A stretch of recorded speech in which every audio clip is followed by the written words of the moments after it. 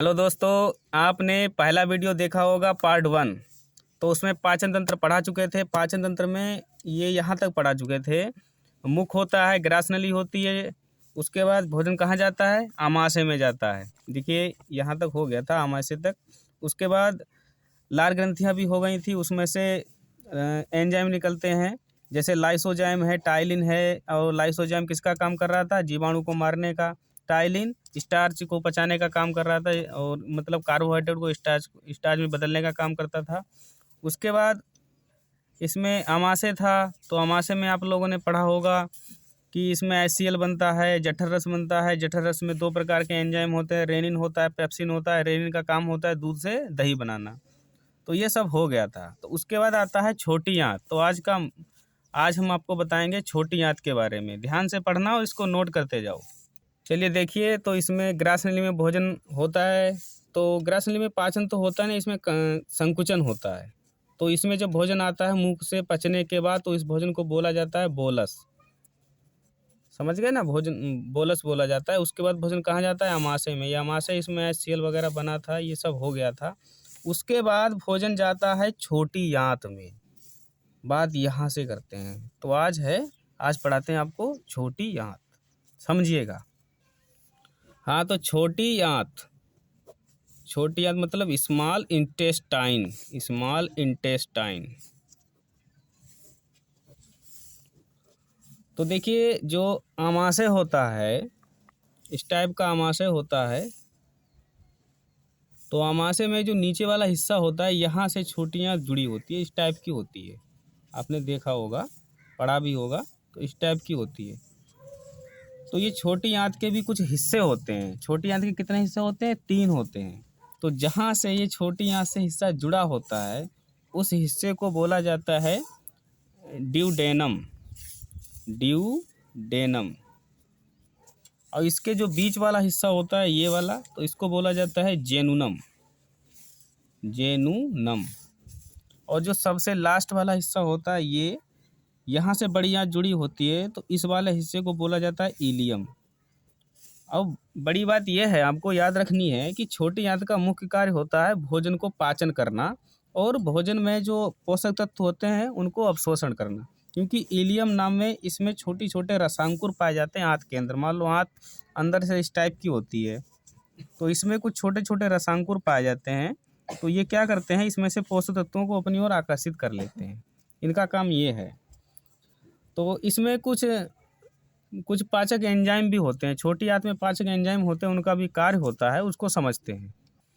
छोटी आंत में 5 प्रकार के एंजाइम होते हैं। उसमें एक होता है इरेप्सिन। इरेप्सिन का काम होता है पेप्टेन को अमीनो एसिड में बदलना। एक होता है सुक्रेज। तो सुक्रेज जो होता है वो सुक्रोज को किस में बदल देता है? ग्लूकोज में। एक होता है माल्टेज।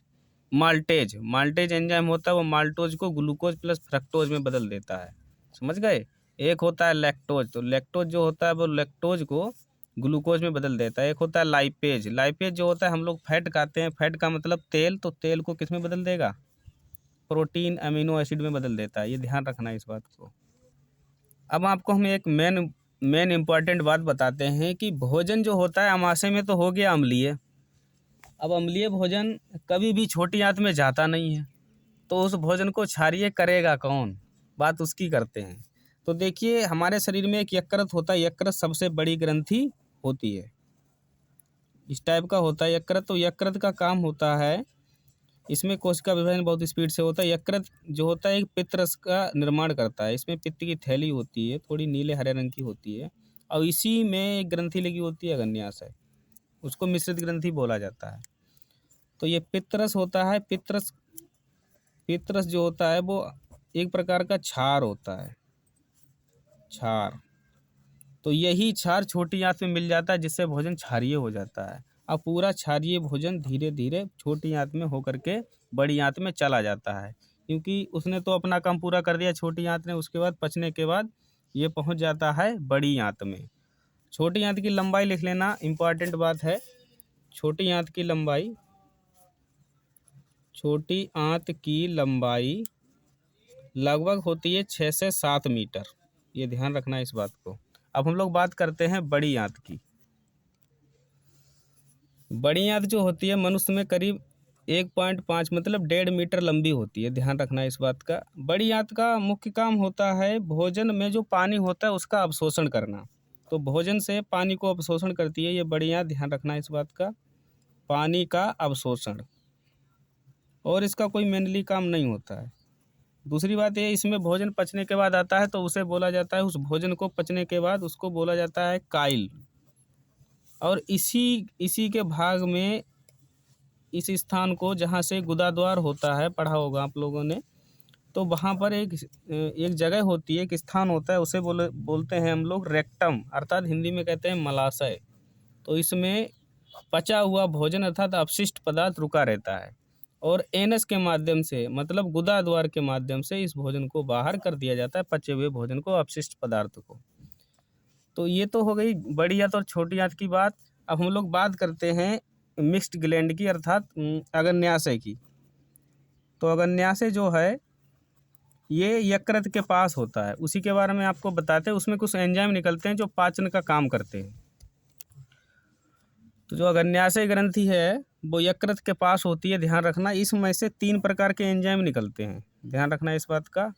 तो 3 प्रकार के एंजाइम, इनको एक शब्द से याद रख लिया करो, लेट, LAT, लेट। तो यल का मतलब हो जाएगा लाइपेज, समझ गए ना। तो लाइपेज का काम क्या होता है, प्रोटीन को पेप्टोन्स में चेंज कर देना, अर्थात प्रोटीन का पाचन करता होगा ये, समझ गए। और उसके बाद होता है एमाइलेज। एमाइलेज का काम होता है स्टार्च को शर्करा में चेंज कर देना। जो स्टार्च होता है, हम लोग जो रोटी खाते हैं उसको किस में चेंज कर देगा, शर्करा में। उसके बाद एक एंजाइम और होता है जिसे कहते हैं ट्रिप्सिन। ध्यान रखना इस बात का, ट्रिप्सिन। तो ट्रिप्सिन का काम होता है वसा को लिपिड में चेंज कर देना। तेल खाते हैं हम लोग, वो वसा होता है, उसको किस में चेंज कर देगा, लिपिड में, समझ गए। वसा को किस में चेंज करेगा, लिपिड में। तो 3 प्रकार के एंजाइम अग्न्याशय से निकलते हैं, लाइपेज, एमाइलेज, ट्रिप्सिन। लाइपेज का काम प्रोटीन का पाचन करना, और एमाइलेज स्टार्च को शर्करा में चेंज कर देगा, ट्रिप्सिन वसा को लिपिड में बदल देगा। इसके आगे आप लोग देखिएगा, देखिए भोजन जो था पहले मुख में डाला गया, रोटी थी, और रोटी का पाचन किया गया लार के माध्यम से, तो भोजन को चबाया गया दांत के माध्यम से।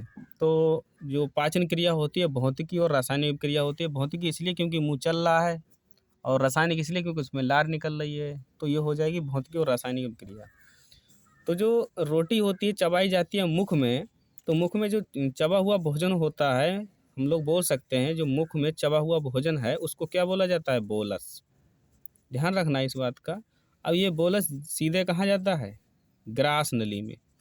जब ये ग्रास नली में पहुंच जाता है तो इस भोजन को बोला जाता है, क्या बोला जाता है भाई, फिर भी ये बोलस ही रहेगा क्योंकि इसमें पाचन होता ही नहीं है। इसके बाद भोजन कहाँ पहुंचता है, आमाशय में। आमाशय में भोजन जाता है खट्टा होने के लिए, क्योंकि उसमें HCl वगैरह होता है और भी पाचन होता है। तो इस वाले भोजन को बोला जाता है काइम। तो यही काइम जो होता है छोटी आंत में जाता है। छोटी आंत के बाद इसका अवशोषण हो जाता है।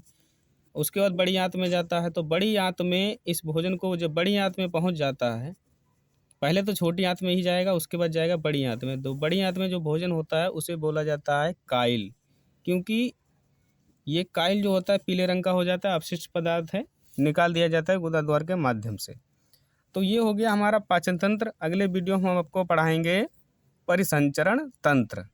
और चैनल को सब्सक्राइब कीजिएगा, समझ में आया है तो लाइक कीजिएगा। जय हिंद।